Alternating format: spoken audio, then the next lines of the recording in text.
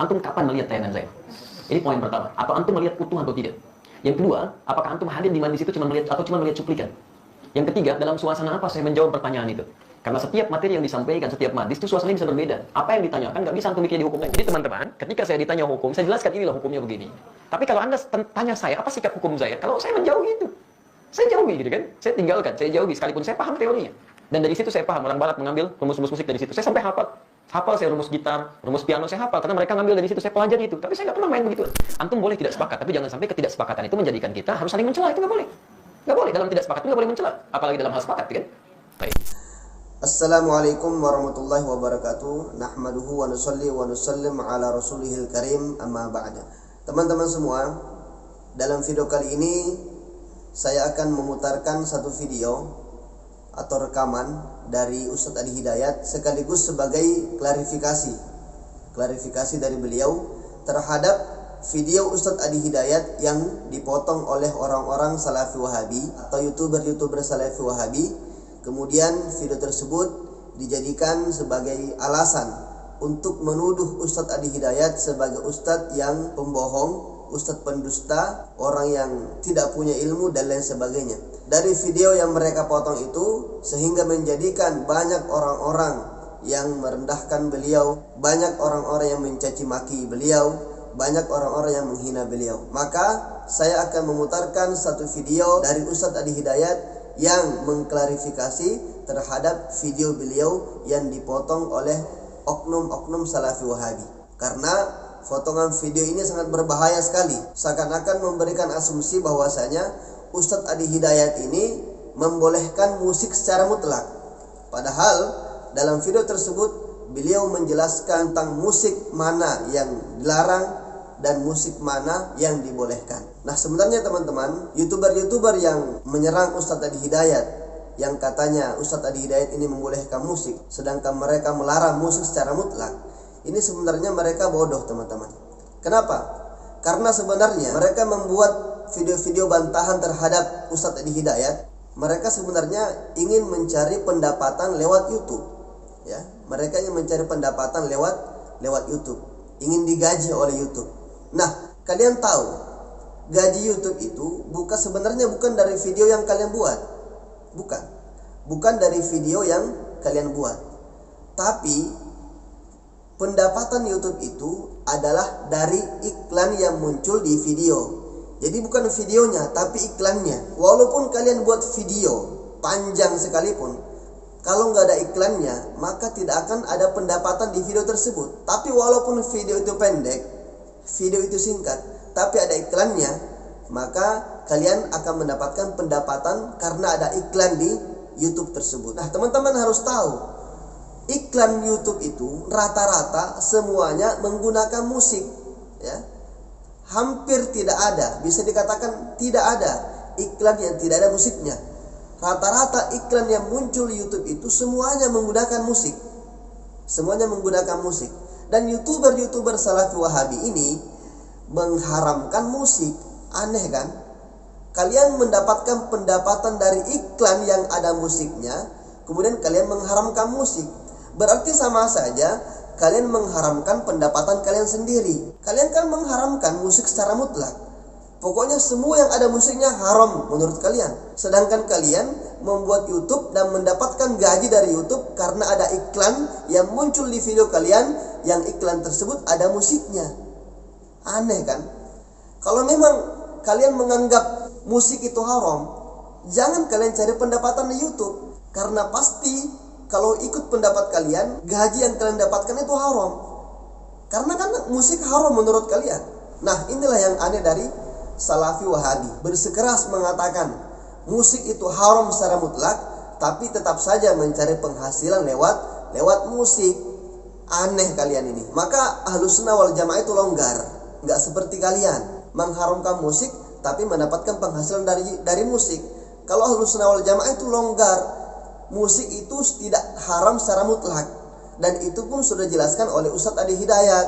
Maka bagaimana memahami mana musik yang haram, mana musik yang dibolehkan? Nah, kita akan mendengarkan penjelasan sekaligus klarifikasi dari Ustadz Adi Hidayat mengenai video beliau yang dipotong oleh ustadz atau youtuber salafi wahabi. Nah, ini dia videonya. Bismillah Ustaz, Adi kami ingin tabayun tentang ceramah tausiah Ustaz di YouTube bahwa musik itu halal atau dibolehkan. Jazakallah khair. Antum kapan melihat tayangan saya? Ini poin pertama. Atau antum melihat utuh atau tidak? Yang kedua, apakah antum hadir di mana di situ cuma melihat atau cuma melihat cuplikan? Yang ketiga, dalam suasana apa saya menjawab pertanyaan itu? Karena setiap materi yang disampaikan, setiap madis itu suasananya bisa berbeda. Apa yang ditanyakan nggak bisa antum bikinnya di hukum umum. Ini poin pertama. Yang kedua, antum mesti bedakan hukum dengan sikap hukum. Itu berbeda. Hukum dengan sikap hukum. Kalau antum ditanya hukum, antum mesti jujur. Gak boleh antum ambil sesuai selera antum aja. Yang pengen saya begini, itu sampaikan. Yang menurut Nabi padahal benar, antum tutupi karena hanya jamaah ikut keinginan antum. Itu gak boleh. Dosa itu antum. Musik, apa sih hukumnya? Apa dulu musik itu? Antum harus kenali dulu. Apa dulu musik? Jangan-jangan ribut masalah musik, antum sendiri gak kenal musik.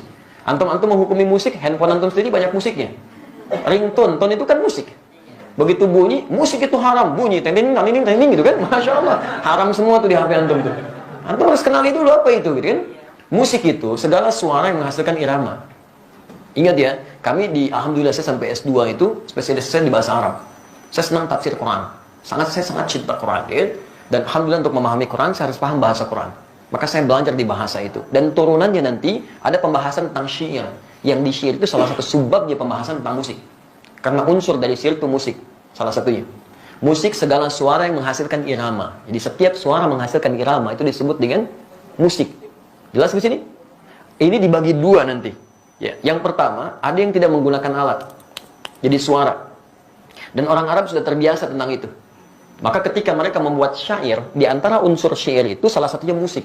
Kalau antum belajar jurusan bahasa Arab, berbicara tentang syair itu pasti itu akan belajar itu. Di antaranya ada irama, musik di situ. Kalau diturunkan ada 16 rumus, disebut dengan bahar di ilmu arud. Ada bahar tawil, ada madid, ada rajas, ada macam-macam. Dan sejak zaman jahiliyah sudah ada. Jadi begitu mereka bikin syair tidak ada irama musiknya, itu disebut aib musiknya. Aib syairnya, celah. Bukan syair yang fasih. Ya, tawilun lahu dunal buhuri fadailu fa'ulun mafa'ilun fa'ulun mafa'ilu kifanat min dzikra habibin wa manzili bisaqtul liwa bainad dakhuli fahawmali. Selalu ada iramanya, membedakan satu dengan yang lainnya. Nah, pada yang seperti ini bahkan turun ayat Quran. Saya ulang ya, bahkan surah khusus yang membahas tentang kebiasaan mereka. Surah ke-26 disebut asy-syu'ara. Asy-syu'ara itu jamak dari kata syair yang berarti pemusik, penyair. Enggak pakai penyair. Itu penyair. Saya ulang ya, penyair. Jamaknya asy-syu'ara. Tayyib, kalau antum baca nanti dari ayat 224 sampai ke ujungnya, singkatnya apa? Ada kebiasaan-kebiasaan mereka ketika ayat turun yang dicela oleh Quran. Dicela oleh Quran. Wasyu'ara yattabi'uhumul ghawun, dan para penyair itu seringkali menghadirkan hal yang tidak bermanfaat. Wa hum fi kulli wadin yahimun, ada yang datang ke lembah-lembah nyari inspirasi sehingga ibadah ditinggalin. Datang ke lembah, jadi apa Pak? Jadi ilham. Kan ilham tetangga Bapak. Oh enggak, saya di sini. Jadi itu, jadi inspirasi, nulis macam-macam. Sehingga maaf, kebaikan-kebaikan diabaikan. Kan sholat tertinggal, macam-macam tertinggal. Zaman jahiliyah banyak yang begitu. Sehingga ketika zaman Islam dibedakan. Yang seperti ini gak ada banyak manfaatnya.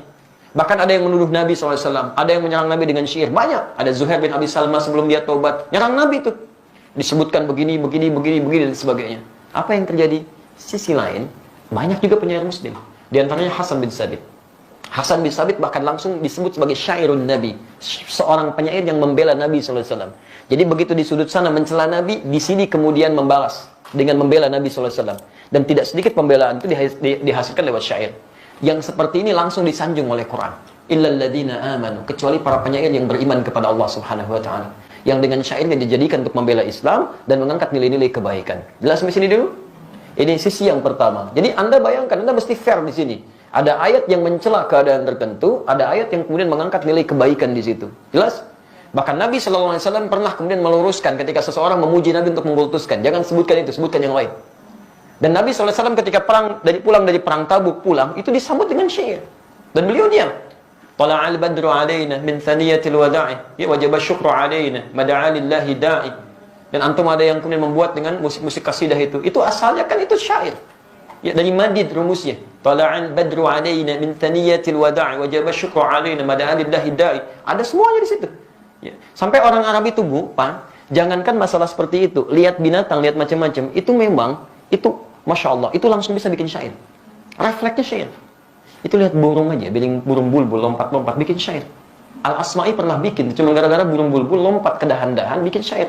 Sautu safiril bulbuli, hayyaja qalbi thamili, al-ma wa zahru ma'a, ma zahri lahzul muqali, fa anta yasri dari wa sayyidi wa maulani, fakam tajumuni ghajirin uqalqali, qataftuhu min wajhatin fi hadha ar-rajuli, faqala la la la faqad ghada muharmili, wal walad wali yawaidani faqultu la tuwalbili, fabayyinu lu'lu'ali, qalat lahu hina kadha in hadhul muqali, kahatan kakailali, tabtabuli.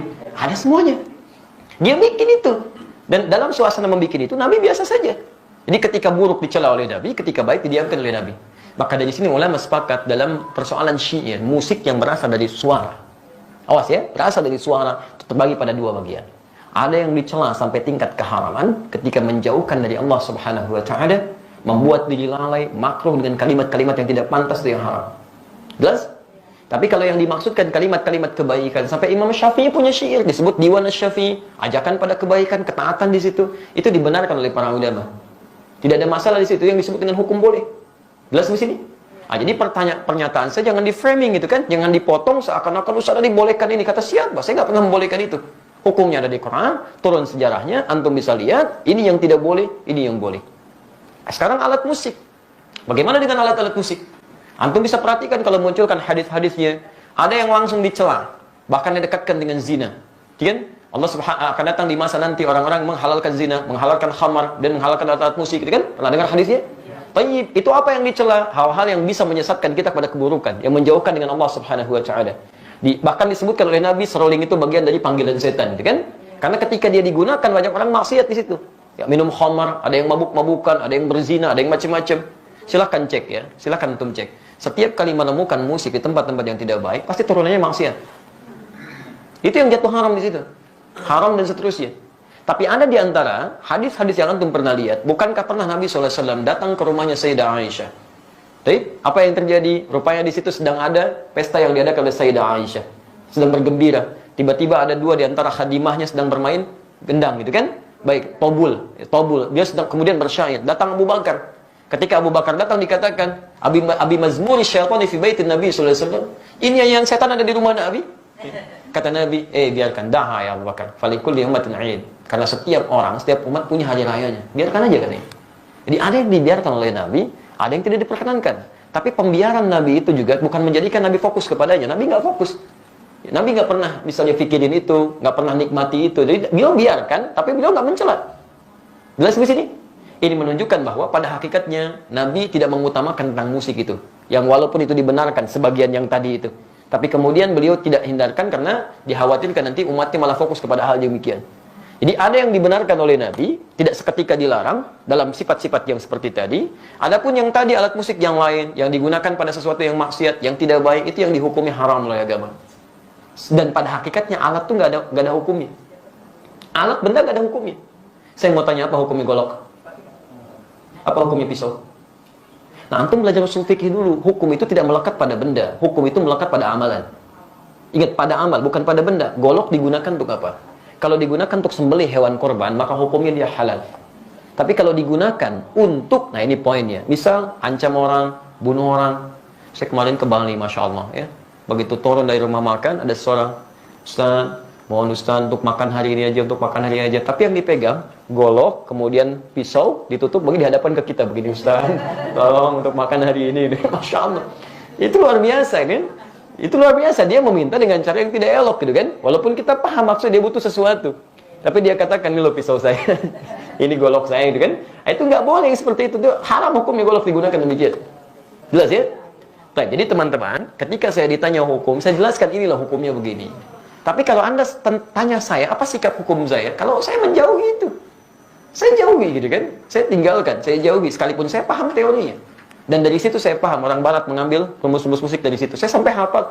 Hafal saya rumus gitar, rumus piano, saya hafal. Karena mereka ngambil dari situ, saya pelajari itu. Tapi saya nggak pernah main begituan. Apakah kalau kita menghafal sesuatu, kalau tas disebut saya membolehkan? Belum tentu. C, D, F, G, B, C, D, F, C, D, F, G, D, F, G, A, B, C, D, A, B, C, D, F, G, A, F, G, A, B, C, D, E, B, C, D, F, B, C, D, F, B, B, C, D, F, B, C, D, F, B, C, D, F, B, C, D, antum aja belum tentu tahu tuh. Jadi kita membaca sesuatu bukan berarti kita masuk di dalamnya, tidak, gitu kan? untuk merumuskan rumus hukum yang boleh, yang tidak boleh. Antum mungkin biasa, tapi bagaimana dengan orang-orang yang profesi di dalamnya? Ada yang mengajar begini, ada yang begitu. Saya mesti berikan pendalaman hukum seperti ini. Tapi sikap saya seperti ini. Jelas di sini? Baik. Antum boleh tidak sepakat, tapi jangan sampai ketidaksepakatan itu menjadikan kita harus saling mencela. Itu nggak boleh. Nggak boleh. Dalam tidak sepakat itu nggak boleh mencela. Apalagi dalam hal sepakat, kan? Baik.